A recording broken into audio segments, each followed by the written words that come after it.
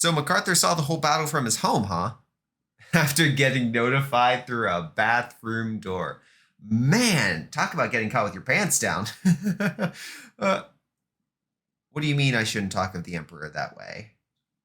Oh, okay, I get it, because he was on a porcelain throne. Man, I thought you didn't have a sense of humor. That one was actually pretty good. No, that's his status. That wasn't a joke. Wait, are we talking about Emperor Hirohito here, or no, just the actual Emperor? I don't know who you're talking about, to be completely honest. Yeah, I'm sure it'll make sense later. Yeah, talk again soon. Bye. February 1947. You're a man of great personal pride, a military genius who led the United States through one of the most deadly conflicts the world has ever known. You're a revered general, a living myth, a military legend who's faced the horrors of war and come out the victor. But what do you do when another myth, one destructive and giant and seemingly unkillable, shows up on your shores, destroys one of your cities, and kills men under your command? You're Douglas MacArthur, Supreme Commander of the Allied Powers, and you take this god as a new challenge, a new adversary to best, to face, to conquer. So what's the plan? I mean, that's easy. Attack!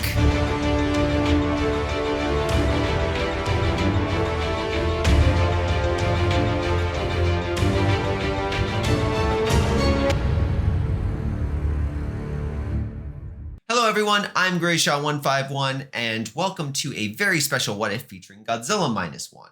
Now, I love this movie, and I certainly can look past its historical flaws to enjoy the superb filmmaking on display. But one must wonder what a historically accurate version of this movie would look like. And today, well, we're going to answer just that, as I do my best to explore a timeline continuing from part 1, or specifically, the Battle of Ginsa, a ruined city, a decimated American cavalry division. The results for the United States after such a loss would be felt globally. For one, radiation found throughout Ginsa and in the atmosphere after Godzilla's rampage would point the finger squarely at the US, the sole nuclear power in the world at this point. The US would certainly deny such allegations, but it would be quite obvious to just about every nation across the planet that Godzilla is connected in some way to US nuclear testing in the Pacific. The loss of Ginsa would also serve as a large propaganda win for the Soviets, who can point to the capitalist nation's reckless tests as evidence that they are not a responsible power, and only such responsible power should be allowed to use nuclear weapons. That way, no other Godzillas are created. That note aside, the loss could, if not corrected soon, crack the world's credibility in the United States, or at least shake the world's view of the United States as a nuclear-armed power able to deter Soviet aggression. Thus, to save face and clean up their own mess, the number one priority for the Truman administration becomes the elimination of Godzilla, a task far easier said than done. Because how would you ultimately go about it? Conventional weaponry does little to the Leviathan, and the use of a nuclear weapon, it comes with numerous drawbacks. For one, location. If Godzilla steps foot on Japanese soil again, I think I don't need to detail why dropping a third bomb on Japan, a country the US is hoping to shape into an ally, would create a political firestorm across the nation and possibly the world. Thus, when Supreme Commander of the Allied Forces, General Douglas MacArthur, proposed a plan that he assures will kill this creature, do the Chiefs of Staff and President give him the green light before they resort to nuclear options. But what is this miraculous plan? I'll detail that in a moment, but before you understand why MacArthur is so confident, one must understand the general. When the Japanese attacked the United States on December 7, 1941, thrusting the sleeping giant into the ongoing chaos of the Second World War, MacArthur was Field Marshal of the Philippines, a US territory at the time. After a rather disastrous decision on how to defend Luzon that resulted in the Japanese quickly occupying most of the island, MacArthur was forced to evacuate, though not before telling his men he would return. And return he did in 1944, liberating large swaths of the Philippines and leading Allied forces as their supreme commander until Japan's surrender on September 2nd, 1945. From that point onward, the general oversaw Japan's occupation. As John W. Dower notes in the book Embracing Defeat, we normally see August 1945 as a great divide between the militarist Japan and a new democratic nation. This was a watershed moment, but it is also true that Japan remained under military regimes from the early 1930s straight through to 1952. However high-minded they may have been, General MacArthur and his command ruled their domain as neo-colonial overlords, beyond challenge or criticism, as inviolate as the emperor and his officials had ever been. There is a famous picture of Hirohito and MacArthur together which sums up the general's role now in Japan. Towering over the Japanese emperor, MacArthur is the one calling the shots. This is a stark contrast to an emperor who, months prior, was ruling over his subjects with God-given power. So what is MacArthur doing with this absolute executive and legislative power? Well, paraphrasing Assistant Secretary of State Dean Acheson, removing the present economic and social system in Japan for a will to war. That's the political aim at least, but what this means on the ground, or essentially in execution, is that a democratic constitution is being rolled out for the nation, one that gives women the right to vote, guaranteed rights to its citizens, and it will also ensure the breaking up of large suffocating monopolies of that wartime era. At least those were the general's priorities until Godzilla invaded MacArthur's capital. Stationed out of the Tokyo Financial District a little over 2 kilometers away from Ginsa, he'd very much be close enough to witness the battle, close enough to feel the winds generated by the Leviathan's nuclear explosions, and able to evaluate the damage after Godzilla leaves. Now, to say that MacArthur was a man of immense pride would be underselling the statement. To help paint a picture, in 1948, the general did not run for the Republican National Committee nomination because he genuinely assumed the masses would flock to appoint him. Now, this appointment did not happen, as the progressive Thomas E. Dewey ultimately won out in regards to the nomination, but it does show how inflated MacArthur saw his own net worth at this point in his life. So when MacArthur assures his higher-ups that he can kill Godzilla without the need of nuclear weaponry, it would be from a man who very much believes his own hype. So what is this plan of attack? How would he go about facing Godzilla? And the answer to that is, I don't know. This isn't a joke, truthfully. I won't sit here and tell you his battle plan because I genuinely do not know, nor can anyone realistically in this situation. What I can assure you is if he fights Godzilla head-on, attempting to overwhelm the giant with men and artillery and tanks, Godzilla will win.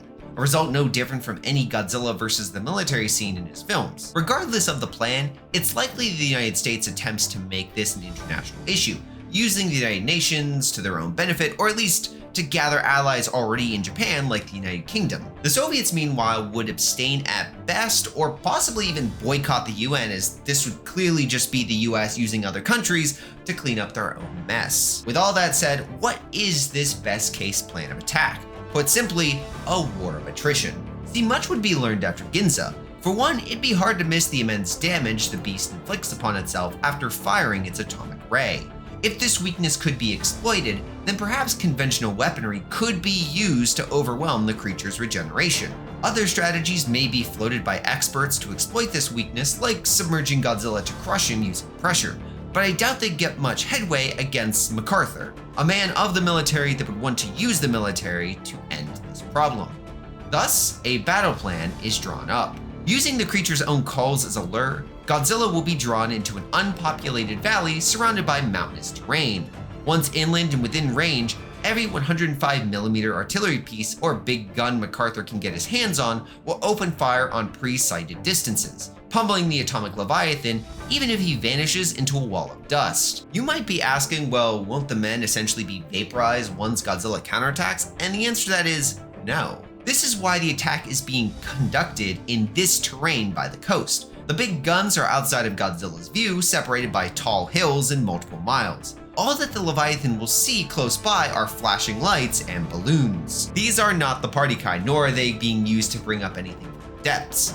These balloons actually resemble a variety of full-size tanks. Ludicrous as this might sound, an entire fake army under Patton was created in England to essentially mislead the Germans into thinking Normandy was a minor landing and the real Allied invasion of Europe would take place on Calais or in the Netherlands. Fun history lesson aside, these dummy groups would be placed around the battlefield, appearing as threats while in reality they're nothing but fake targets to draw out Godzilla's firepower. Throw in air support to get some of that azure fury flowing skyward, and the crux of the plan is plain to see. Godzilla's own firepower will be the key to his undoing. Thus, Operation Emulation begins. Now, as Japanese and American laborers are busy preparing for the coming battle, what of Shikushima? How has his fate ultimately changed? Well, with Godzilla's arrival in Ginsa occurring sooner, Noriko wouldn't be caught up in the city's destruction. Shikushima no doubt still feels guilt over the devastation, but in this timeline, he would be forced to work through his pain with Noriko. Realization strikes him, guides his next steps. Shikushima needs to act. He needs to stop the monster which haunts his nightmares. Hoping to volunteer to protect his newfound family, Shikushima goes to the Americans and informs them of what transpired on Odo Island. Whether they believe him or not, his request to join whatever is planned is ultimately denied. Frustrating and needing to act, it is Kenji Noda who gives him the method to fight Godzilla. A plane. Now, only 2 prototypes of the Shinden were ever developed. One was scrapped, the other salvaged by the US. So while it's probably not likely Noda could unveil a Shinden for Shikushima to fly, it's not completely impossible either, as the Japanese did hide valuable military equipment so it could be used in the home island's defense. But ultimately, whether it was a Shinden or a Zero, Tachibana is recruited to service the plane. And as word spreads that Godzilla has arrived and the battle is well underway, Shikushima takes off. His plane loaded with a bomb, the pilot hoping to shove it down the lizard's throat. The one place Noda believes such a bomb could overwhelm Godzilla's healing factor. Whether Shikushima will be successful first depends on the outcome of a battle raging many miles away. Apologies for the brief interruption, but by far most of you are not subscribed. To stay up to date with the newest scenarios, please consider doing so. Thank you. Weeks since Ginsa, Godzilla once again sets foot upon Japanese soil. Over an hour has passed since then though. Big guns have been unloading upon the Leviathan since he walked into the trap, firing shell after shell, intermixed with the scream of close air support. American forces here have gathered enough ammunition for their big guns to keep firing for a prolonged conflict, and Godzilla has taken the bait so far, destroying the balloon tanks around the valley basin while suffering an immense amount of punishment in return. Constant atomic charges without any ability to rest ensures Godzilla's regeneration is pushed to its absolute limit. Flesh mends, breaks, and mends again, merely for the cycle to endlessly repeat, taking a vicious toll on the monster's body. The problem is there is no hammer blow, no decisive hit to end the atomic Leviathan once and for all. He can still walk, still fight, and overwhelmed with sheer fury, he stomps forward, ignoring whatever balloons remain. Instead, he focuses upon the boom of artillery beyond the hills, where his true enemy exists. Panic cuts through the American lines, forcing a desperate contingency into action. Dozens of Sherman tanks surge from roads lining the beaches and let loose upon the Leviathan. This seemingly desperate act is not a random charge, but a diversionary attack to lure Godzilla back away from the tens of thousands of men that he cannot see but is slowly approaching. Sadly, Godzilla's fury is well past the point for such meager distractions. Azure fire spears through one column, taking multitudes of tank crew lives in the blink of an eye. Tanks fire smoke, attempt to flee, but the other armored force watches Azure light glisten once more, merely for a foreign plane to descend from the sky. Shikushima plunges his vehicle down Godzilla's throat. The resulting explosion takes Godzilla's head while he parachutes from afar, watching the Saurian's body disintegrate from its own atomic power. Now, if this is a Zero that Shikushima does pilot, his chances of survival are minimized, mainly because there is no ejector seat for such planes. They have to manually jump out of the plane and deploy a parachute, something that probably would result in Shikushima's life's end. But in this story, we're going to assume that he does get the Shinden and he can parachute to safety. Regardless of the plane, a god has been slain, a myth is undone, and humanity is ultimately triumphant. And with this conflict taking place on land, there is no chance for a sequel here, mainly because Godzilla's heart is found and blasted till even it stills, lifeless. So what are the ramifications of MacArthur's victory here? What impact does Godzilla have on the world stage? Well, starting with -1 related changes, it's doubtful Shikushima would face any repercussions for his involvement. Did Shikushima ultimately interfere with the military operation? Yes, but just like MacArthur's refusal to arrest the Emperor, here instability could be unleashed if Shikushima were tried for interfering, as most Japanese would probably see him as a hero. A man who fought to protect his land and people, even though in reality, he was more a man just trying to overcome his own demons. Regardless, for a nation in ruin, I can imagine Shikushima's story striking a positive chord, as he lives the rest of his days with his newfound family. I should also say, while plenty of Japanese and American lives were taken by Godzilla's radioactive breath, possibly imbuing them with the black substance within Noriko at the end of the film, without any real knowledge as to what will transpire from the infection, I'm going to leave it out of the rest of this what if. Now, when Godzilla Minus 2 or Plus 1 or whatever the title is eventually releases, I'll be sure to give my thoughts on the infection and how it would go in this timeline. Until then, I'm going to go off the assumption that it just fades away. For the country of Japan as a whole, thousands of civilians were lost with Ginsa's destruction, butterflying away future thinkers, inventors, workers, and politicians. I'd also expect a greater animosity toward nuclear power by the nation's people. And while this may lead to immense short-term tension with the US, what ultimately cools this riotous behavior is the same thing which did so in real life: economic growth. The threat of another Godzilla rising from the depths upon Japan would most likely spur greater US investment into Japan in 1947, just like what occurred in Japan after the Korean War in 1953, coupled with the reverse course policy, which essentially saw the US allow those that worked within the militarist regime of the Japanese wartime government to re-enter the Japanese bureaucratic system, I think would ultimately ensure a fairly similar political timeline compared to our own. Something I cannot say about the United States, who would be the most impacted by his arrival. November 2nd, 1948. Papers across the US predict Republican nominee Thomas E. Dewey to win the presidential election, merely for Truman to sweep the electoral vote 303 to Dewey's 189. Now, this loss was ultimately attributed to Dewey's non-confrontational persona during the campaign and vague political policies. He allowed Truman to set the narrative for most of the campaign and never retaliated against Truman's political attacks, attempting to rise above the mudslinging. The high road approach ultimately failed to capture voters, though, and his vague policies caused his own defeat. But in this timeline, with such a glaring international failure to point to under the Truman administration, I don't think Dewey would ultimately hold his tongue here. I mean, Truman and his administration could not have known about Godzilla, nor could they have predicted what would happen with the nuclear tests striking the Godzillasaur. But the failure was under his administration, so the blame would be thoroughly placed at his feet, whether justly or not. And blame him the public does. You may think MacArthur's victory over Godzilla would rouse public support and ensure him a clear path to the Republican nomination in 1948, but like I mentioned earlier, his assumption of a guaranteed win in our own timeline would very much repeat itself. For one thing, unlike the modern day, only a fraction of delegates could be won via campaigning in 1948, 77 out of 1,094 to be exact. Even if MacArthur won in some of the state legislatures, he'd have to manage his campaign from an ocean away and convince other Republican delegates to vote for him. Goals his pride and a lack of campaign experience I think would ultimately cost him. This exact path is what ultimately led to the defeat of the man who beat MacArthur, Harold Stassen. Stassen beat MacArthur in Wisconsin and won multiple other state primaries, before a series of missteps due to inexperience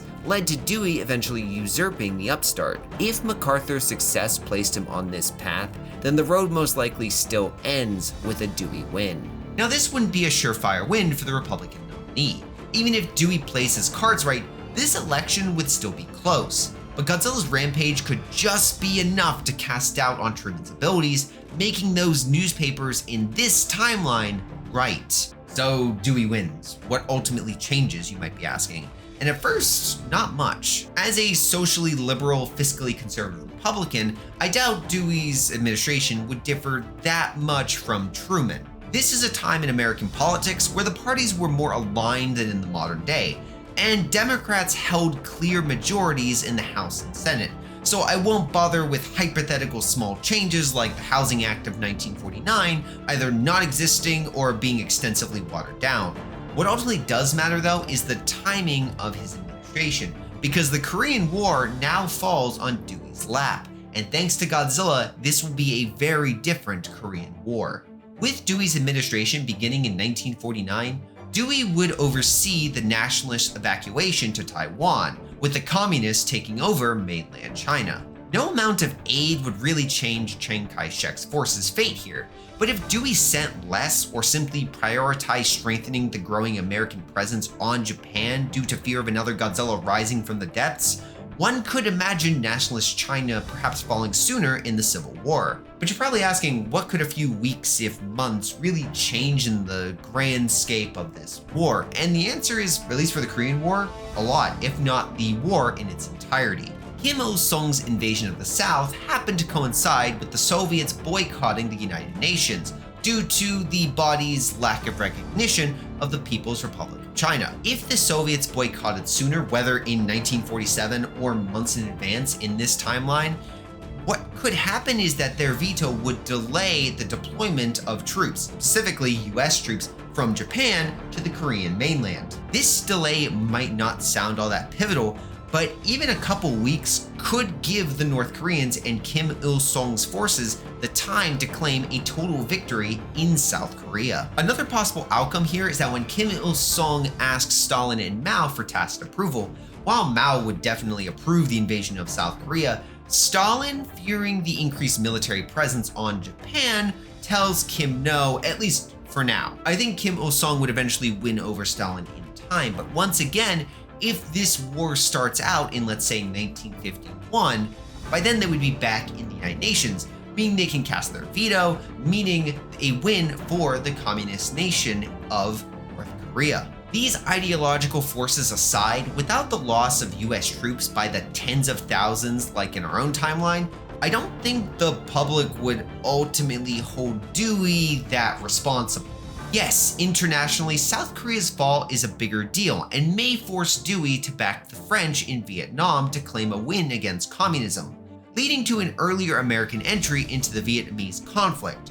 Back home, with economic growth of the 50s raising the standard of living for most Americans, Dewey can probably sail comfortably into a second term, or at least win a very contentious election. As a progressive Republican, able to work with Democrats in both the House and Senate, since they would have majorities in both bodies, he can most likely pass acts like the Highway Act of 1956. This would be a year earlier than in our own timeline under Eisenhower, but it would end his presidency on a relative high note if he plays his cards right. And it's very likely on this high note he can pass the torch to his VP, who can not only get the Republican nomination with this good economy and good vibes, but the presidency in 1956. And who is this president, you might be asking?